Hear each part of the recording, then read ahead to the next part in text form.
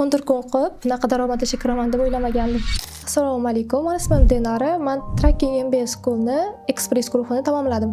Logistikani men 2 haftada o'rgana olmayman deb o'ylaganman. Mana shu qo'rquv bo'lgan. Birdaniga ishga kira olmayman deb o'ylaganman.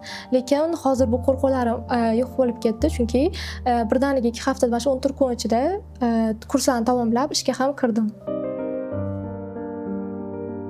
2 haftalik Express guruhini bitirganimdan keyin qiyin deb o'ylagan narsalarimdan biri bu yaxshi ish topish bo'lgan.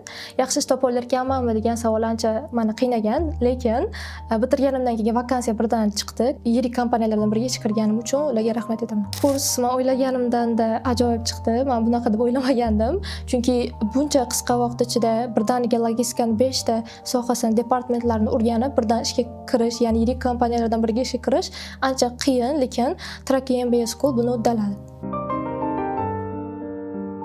Yigit qizlarga shuna maslahat bermoqchimanki, mana shu logistika sohasini hozirdan agar boshlasalar, chunki logistika sohasida ancha talab yuqori, keyin 2-3 yil ichida ancha katta maoshli mutaxassisga bo'lib yetishishlari mumkin va Tracking MBA School'ida aynan mana shu logistika bilimlari berib boriladi.